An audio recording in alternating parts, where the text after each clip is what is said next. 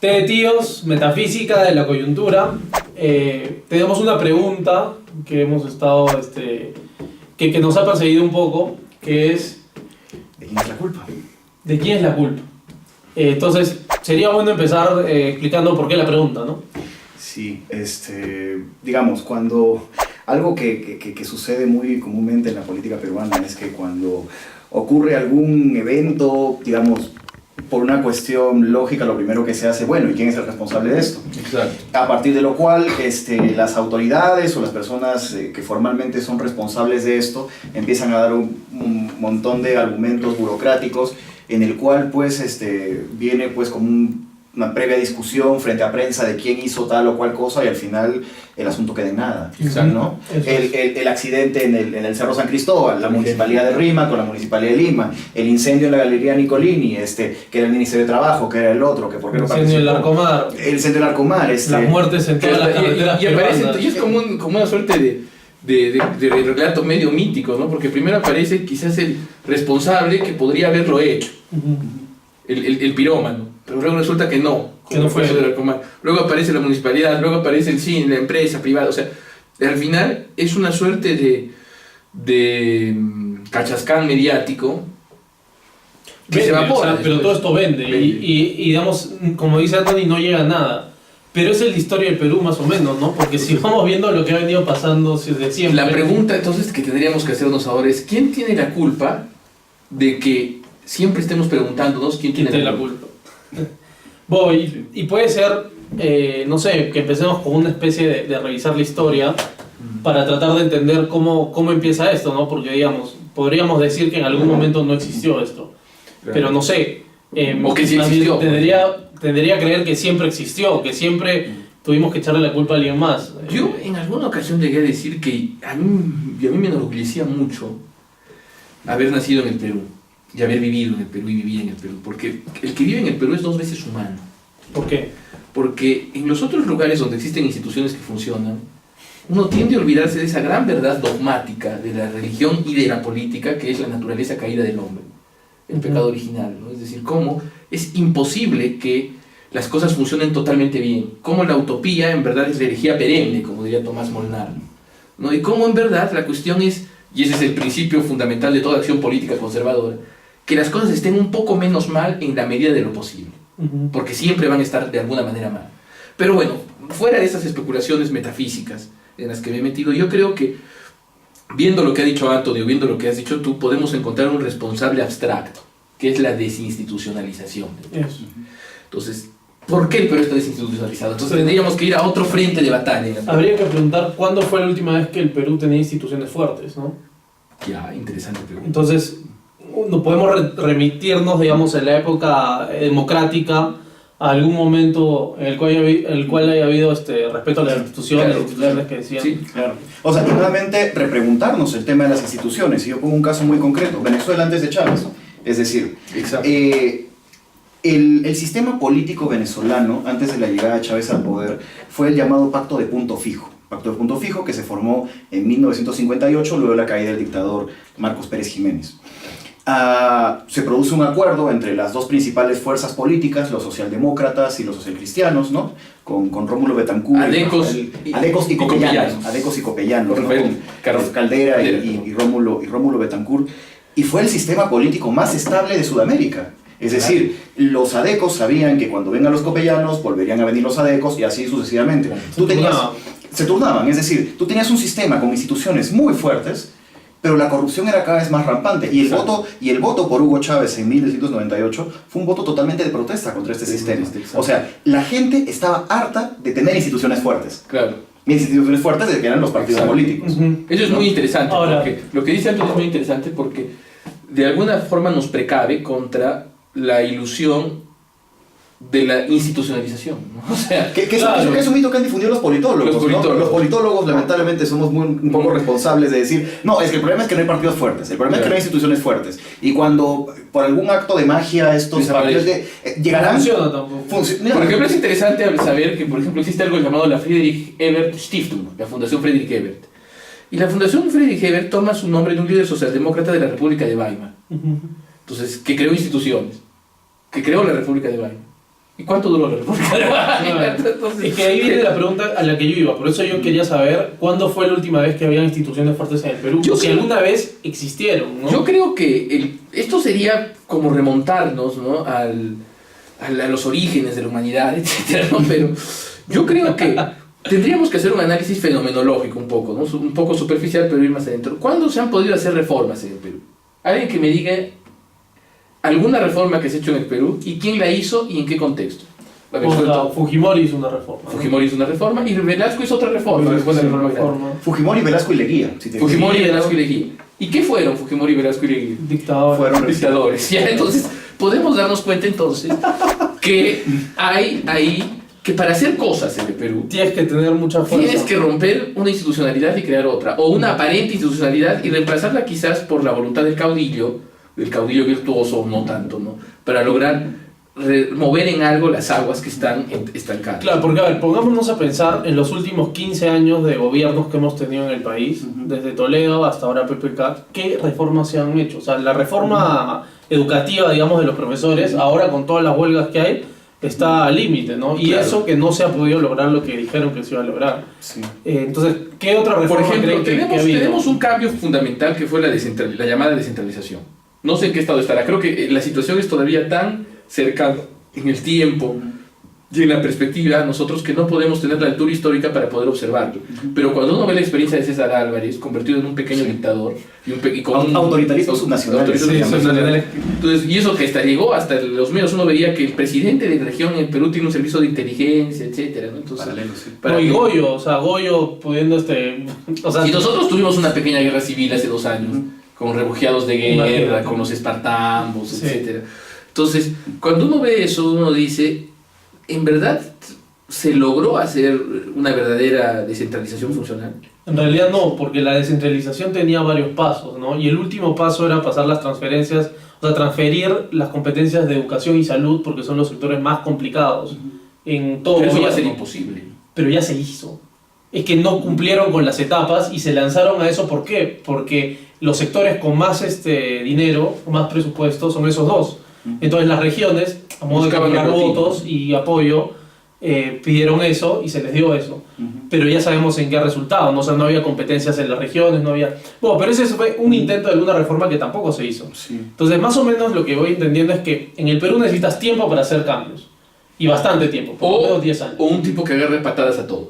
Pero igual necesita tiempo. Pero a ver, vamos a poner un pequeño paréntesis ahí, porque por ejemplo, hay un trabajo del politólogo chileno Gerardo Munk, que él hace un análisis comparado de cómo legislan los poderes ejecutivos en Sudamérica.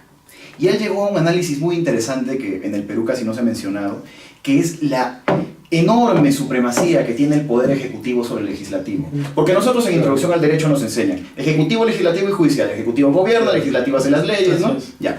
Lo que ocurre en el Perú es que, al menos desde Belaúnde, todos los presidentes peruanos, sin excepción, han emitido más decretos legislativos que el Congreso.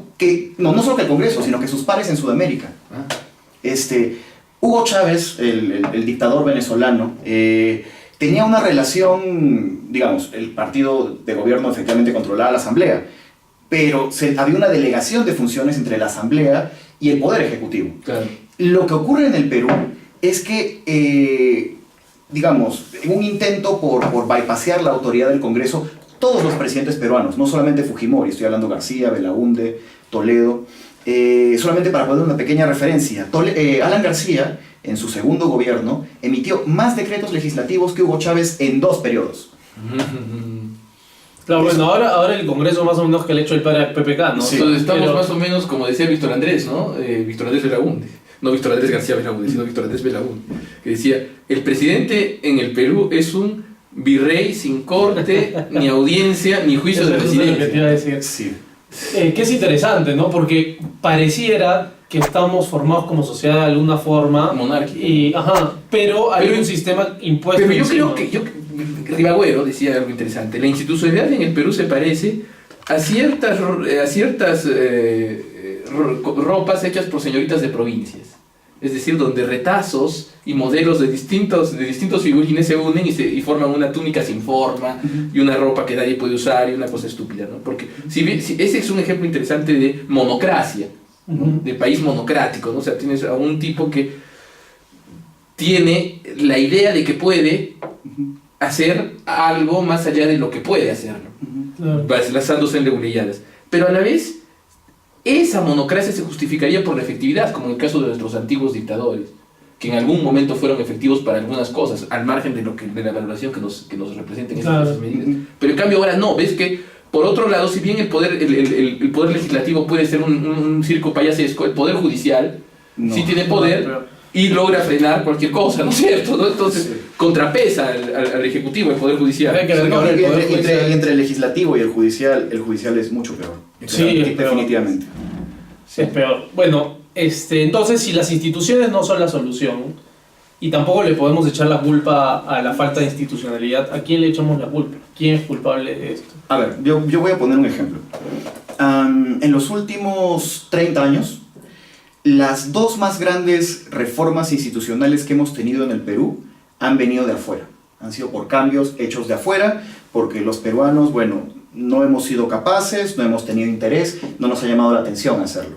La primera es la reforma neoliberal de Fujimori, inspirada en el famoso consenso de Washington, que era un conjunto de reformas de carácter neoliberal, impulsadas y propulsadas por el Fondo Monetario Internacional y el Banco Mundial, ¿no? Fujimori asume estas reformas, asesorado por Hernando de Soto, como ustedes bien recordarán, con el objetivo pues de volver a atraer inversión extranjera y recuperar crédito para poder tapar tanto el déficit fiscal y Fujimori creó este modelo, implementó este modelo en el Perú, pero Fujimori no era un creyente en ese modelo. Claro, es decir, igual que Velasco no era creyente en el modelo comunitario. Fue como para cumplir. ¿Qué le quedaba, no? O sea, es como que hay tendencias históricas en las cuales las personas cumplen un rol más o menos coyuntural. Yo creo que en un contexto como el Perú de 1990, hubiera sido muy difícil que, digamos, por alguna cuestión hubiera ganado la Izquierda Unida. La Izquierda Unida tampoco hubiera podido... O hubiera ganado el candidato apoyado por la Izquierda Unida en la segunda vuelta, como que ganó, ¿no? El candidato apoyado. Claro, entonces, digamos, no hubiera podido salir de eso. Pero la sociedad no se dio cuenta todavía, o sea, la sociedad no se dio cuenta que era inevitable que ocurra eso. Sí. Porque votaron por Fujimori precisamente para que no lo haga. Para que no lo haga. Y él lo hizo. Igual con Velasco, cuando uno ve, por ejemplo, las primeras informaciones referidas al golpe, ¿no? Al golpe humanista y cristiano de Velasco, como dijo el manifiesto, poco se podía intuir de cuál iba a ser el signo del régimen militar en el contexto posconciliar de la Iglesia Católica, en el contexto de gran agitación izquierdista, etc. Y de la Guerra Fría. Y de la Guerra Fría, es que Velasco se monta en su especie de modelo yugoslavo bastardo, ¿no? Para tratar de imponer esas reformas. Entonces, ¿cuál sería el ideal? Bueno, yo puedo ponerme a pensar pues salvajemente, ¿no? Pensamiento salvaje, ¿no? Entonces yo creo que la única manera de acabar con esto es hacer una institucionalidad orgánica. Es decir, volver a la idea, por ejemplo, de Belaúnde, de un Senado corporativo, por ejemplo, no elegido por el sufragio universal, ¿no? Sino que sea una representación de los liderazgos naturales y orgánicos en la sociedad, sindicatos, cámaras de comercio, etcétera, que balancee este parlamento dionisiaco. Y en segundo lugar, favorecer reformar el Poder Judicial hasta hacer que haya una primera instancia de jueces de paz en las comisarías que condenen así a la mala a la gente. Claro. Entonces, no sé, pero eso es imposible. Sí, con la Constitución del 93 es imposible. Sí, bueno, podríamos cambiar de Constitución, ¿no? O sea, estamos más o menos acostumbrados a esas cosas. Sí, bueno, digamos, la Constitución, el capítulo económico de la Constitución establece que somos una economía social de mercado. Eso, digamos, en el papel, una economía social de mercado puede ser casi cualquier cosa, ¿no? Para empezar, es decir, yo no creo que un cambio constitucional tenga mucho, es mi posición personal, mucho peso en comparación a otros acuerdos ya firmados. Yo mencioné el consenso de Washington, ahora yo me refiero a lo que ocurrió cuando el Perú se involucró en el acuerdo del Tratado de Libre Comercio con Estados Unidos. Yo he hecho una tesis de maestría sobre este tema, y lo primero que tú te das cuenta es que los tratados de libre comercio no son tratados solo de comercio. Es más, son institucionales, es decir, el comercio es casi lo menos importante. Tienes que fortalecerlas. Porque te comprometes a mantenerte como estabas cuando lo firmabas. Pues. Más o menos. No, mejor dicho, a lo que aparece en el papel. A lo que aparece el papel, pero no solamente es eso, sino que Estados Unidos colocó un conjunto de condiciones, porque digamos, lo que había... Que el Perú se comprometía. Que el Perú se comprometió. Y todas esas condiciones están en las 300, 400 páginas que contiene el acuerdo con sus anexos. Eso es más importante que la ¿Qué pasa si no cumplimos?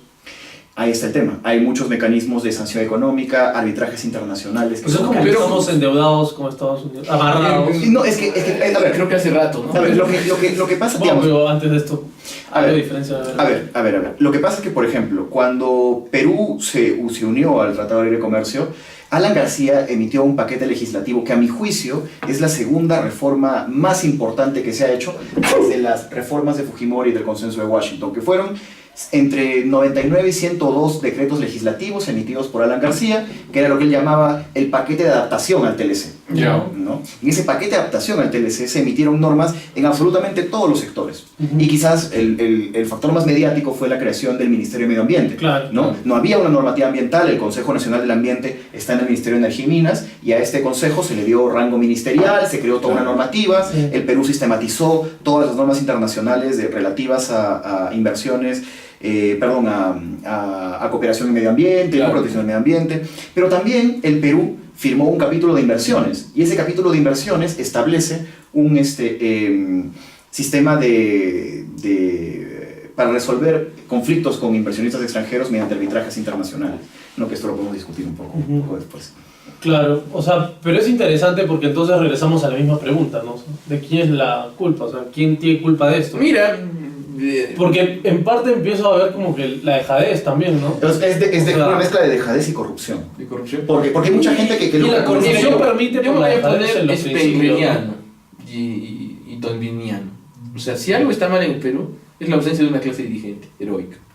Y una inorganicidad en la sociedad que hace que nuestros representantes sean pues tan endebles y nuestra institucionalidad sea tan poco representativa de la realidad. El día que aparezca, como Spengler decía, ¿no? Cuando la civilización esté en peligro, siempre aparece un pelotón de soldados para salvarla, ¿no? Aparecerá un pelotón de soldados para salvar al Perú y refundarlo en base a alguna institucionalidad más orgánica, no lo sé. Habrá que ver quién va a ser el outsider del 2021. Algo pues, que dice César, solamente para concluir, que me parece muy interesante, que es el tema de la calidad de las élites, ¿no? El tema calidad de las élites es algo que es un tema recurrente en los estudios de ciencia política en América Latina, ¿no? Y solamente para poner un pequeño ejemplo, cuando ocurrió el incendio en las Malvinas hace poco, a los 3 o 4 días salió un comunicado de Roque Benavides, de la Confío, que decía que era prioridad para el Estado indultar a Fujimori.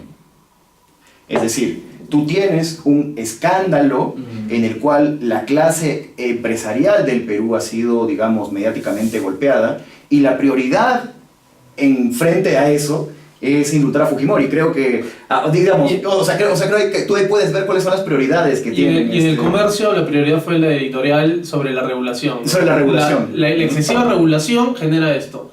Sí. Entonces al final creo que parte por un tema de egoísmo. O sea, al final cada uno ve por su propia... Pero la naturaleza aborrece el vacío, ¿no? Entonces un país no puede ser tan desorganizado por mucho tiempo. El problema es que hasta dónde vamos a caer. Va a tener que... Voy a decir algo totalmente políticamente incorrecto y quizás probablemente falso, pero bueno. Entonces probablemente estemos al borde de una conmoción social de características apocalípticas. Y pueda venir una refundación de la República. Ojalá que no sea un Tauro el que la refunde, ¿no? Pero bueno, ojalá que ocurra algo así. Té de tíos.